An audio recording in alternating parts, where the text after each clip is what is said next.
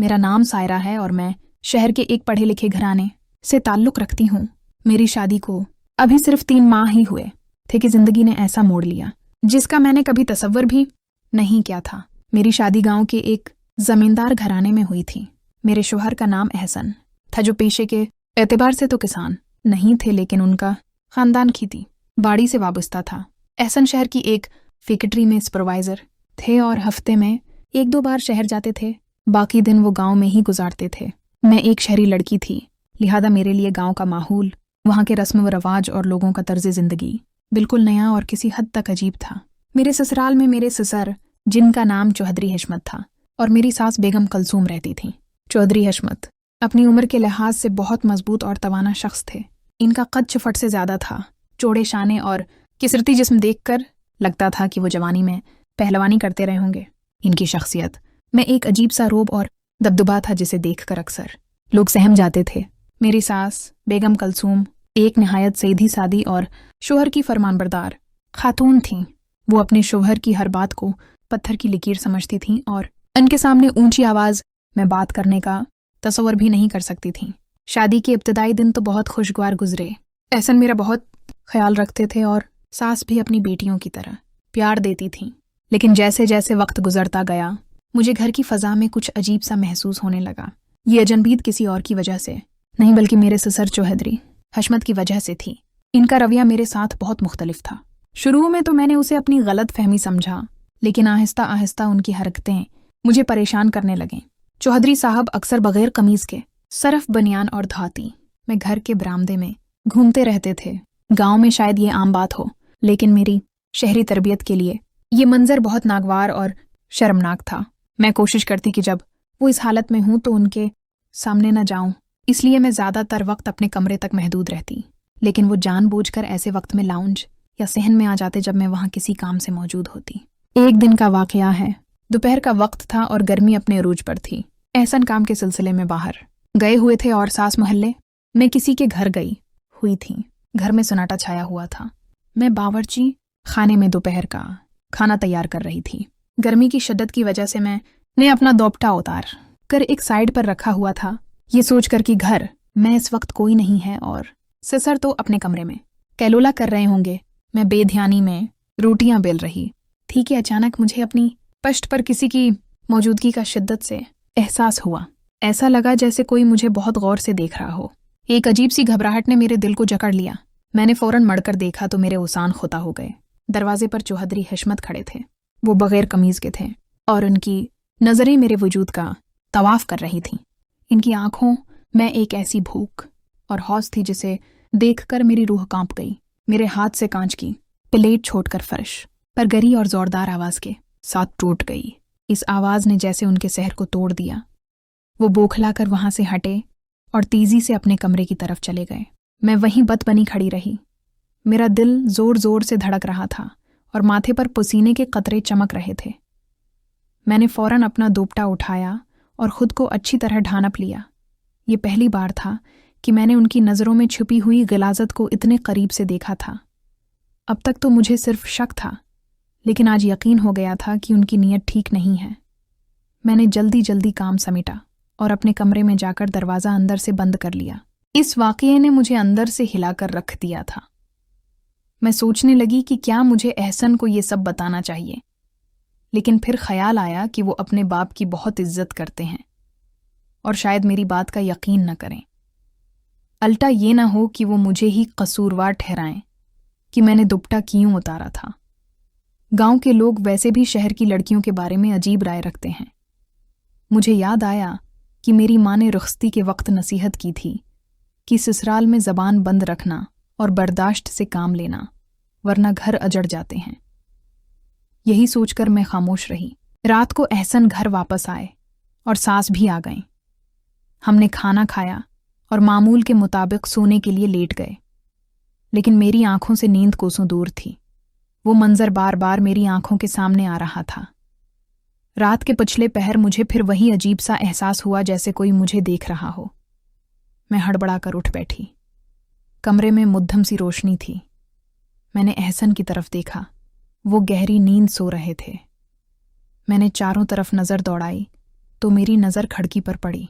खिड़की का पर्दा थोड़ा सा हटा हुआ था और उसके पीछे 2 चमकती हुई आंखें मुझे घूर रही थीं। मैंने गौर से देखा तो वो कोई और नहीं बल्कि चौधरी हिशमत थे। वो खिड़की के शीशे से अंदर झांक रहे थे। खौफ की एक लहर मेरे पूरे जिस्म में दौड़ गई। मेरी नज़र जैसे ही उनसे मिली, वो फौरन पीछे हट गए और अंधेरे में गायब हो गए। मेरा दिल चाहा कि जोर जोर से चीखूं और सबको उकठा कर लूं, लेकिन मेरी आवाज़ हल्क में ही दब कर रह गई। मैं कांपते हुए एहसन के साथ लगकर लेट गई, लेकिन मुझे सारी रात नींद नहीं आई।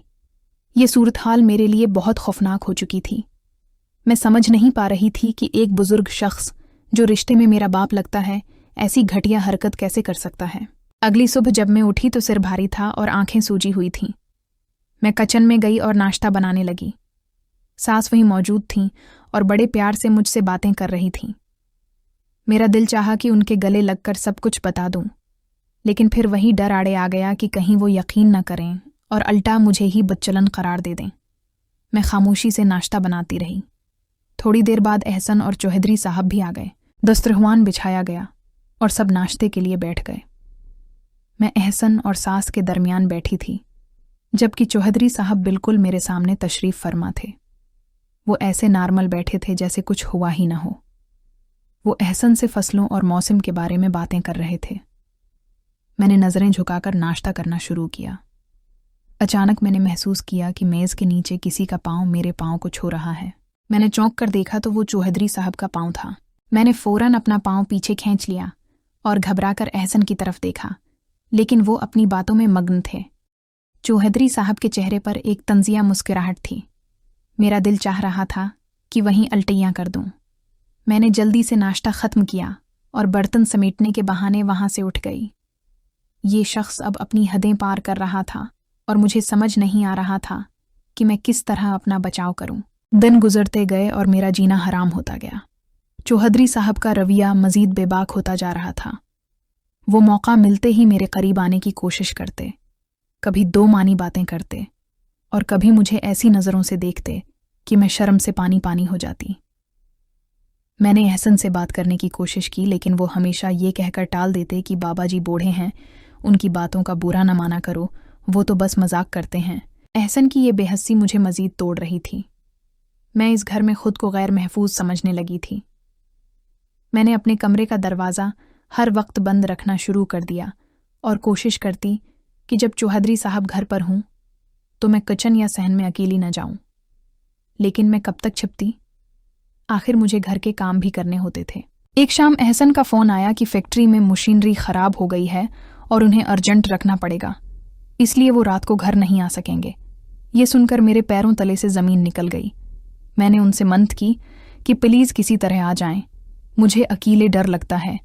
लेकिन उन्होंने कहा कि घर में उम्मी और अबू तो हैं, तुम्हें डरने की क्या ज़रूरत है, दरवाजे बंद करके सो जाना। और फ़ोन बंद कर दिया। मेरा दिल ज़ोर ज़ोर से धड़क रहा था। रात का अंधेरा फैलते ही मेरा खौफ बढ़ने लगा। मैंने जल्दी जल्दी रात का खाना बनाया और सास को देकर अपने कमरे में आ गई। मैंने दरवाजे को अच्छी तरह कंडी लगाई और उसके आगे एक भारी कर्सी भी रख दी, ताकि अगर कोई खोलने की कोशिश करे तो मुझे पता चल जाए। मैंने खिड़कियों के पर्दे भी अच्छी तरह बराबर कर दिए। रात के कोई 2 बजे होंगे जब मुझे दरवाजे के हैंडल के घूमने की आवाज़ आई। मैं नींद में नहीं थी, बस आंखें बंद किए लेटी थी। आवाज़ सुनते ही मैं चौंकना होकर बैठ गई। कोई बाहर से दरवाज़ा खोलने की कोशिश कर रहा था। कौन है? मैंने लरजती हुई आवाज़ में पूछा। बाहर से कोई जवाब नहीं आया, बस दरवाजे पर हल्की सी दस्तक हुई। सायरा बेटी, दरवाज़ा खोलो, मुझे सर में बहुत दर्द हो रहा है, बाम दे दो। ये चौधरी साहब की आवाज़ थी। मेरा दिल हल्क में आ गया। मैं जानती थी कि ये सिर्फ एक बहाना है। उनके लहजे में दर्द नहीं, बल्कि एक अजीब सी बेचैनी थी। मैंने हिम्मत मुज्तमा की ओर कहा, आबाजी, बाम किचन में शेल्फ पर रखी है, आप वहाँ से ले लें। मैंने कपड़े तब्दील कर लिए हैं, मैं दरवाज़ा नहीं खोल सकती। कुछ देर खामोशी रही, फिर दोबारा दस्तक हुई। बेटी, मुझे मिल नहीं रही, तुम आकर दे दो। उनकी आवाज़ में अब सख्ती आ गई थी। मैंने सख्ती से कहा, आबाजी, मैं नहीं आ सकती, आप कलसूम माजी को जगा लें। उसके बाद बाहर खामोशी छा गई। मुझे लगा वो चले गए हैं, लेकिन थोड़ी देर बाद मुझे छत की तरफ से कदमों की आहट सुनाई दी। हमारे कमरे के साथ एक रोशनदान था जो सहन की तरफ खुलता था। मुझे महसूस हवा की कोई सीढ़ी लगाकर ऊपर चढ़ रहा है। मैं खौफ से कांपने लगी। मैंने फौरन अपना फोन उठाया और एहसन को कॉल मिलाने लगी, लेकिन बदकिस्मती से सिग्नल नहीं आ रहे थे। मैंने इधर उधर देखा कि कोई भारी चीज मिल जाए जिसे मैं अपनी हिफाजत के लिए इस्तेमाल कर सकूं। मैंने कमरे में मौजूद एक वजनी गलदान उठा लिया और कोने में दबक कर बैठ गई। रोशनदान से एक साया अंदर झांका। चांद की रोशनी में मैंने साफ देखा कि वो चौधरी हिशमत थे। वो रोशनदान के जरिए अंदर आने की कोशिश कर रहे थे।